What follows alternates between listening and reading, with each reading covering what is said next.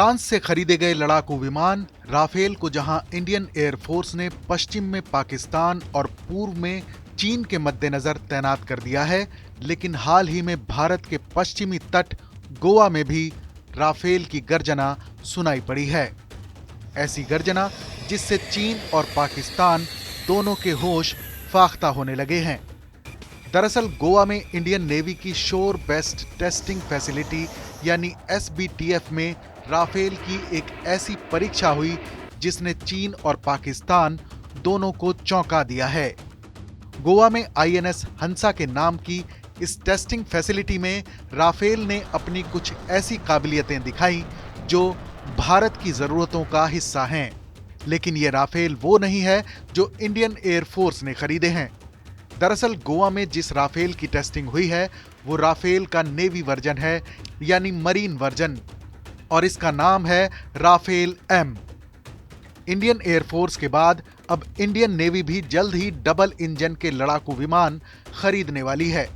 ये विमान कितनी बड़ी संख्या में खरीदे जाएंगे ये तो अभी तय नहीं है, लेकिन इतना तय है कि रूस के बने MiG-29K को रिप्लेस करने के लिए उनकी दरकार होगी।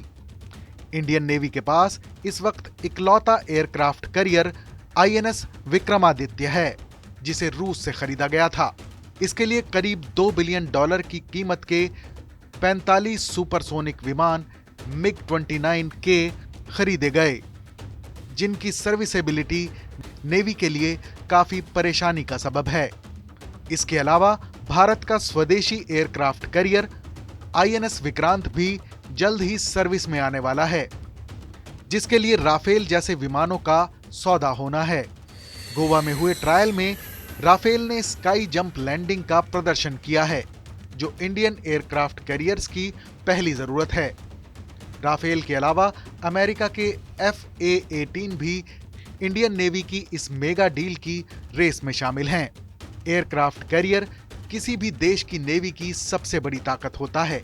पाकिस्तान के पास कभी भी ये क्षमता नहीं रही, और अगर भारत को राफेल जैसे फाइटर प्लेन का नेवी वर्जन भी मिल जाता है तो पाकिस्तान के साथ साथ चीन के लिए भी बड़ी मुसीबत हो सकती है।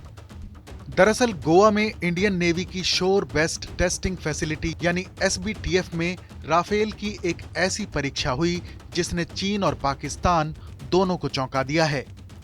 गोवा में INS हंसा के नाम की इस टेस्टिंग फैसिलिटी में राफेल ने अपनी कुछ ऐसी काबिलियत दिखाई जो भारत की जरूरतों का हिस्सा हैं। लेकिन ये राफेल वो राफेल नहीं थे जो इंडियन एयरफोर्स ने खरीदे हैं। इस खबर पर अपनी राय जरूर बताएं। देश और दुनिया की तमाम बड़ी खबरों के लिए देखते रहें TV9 डिजिटल।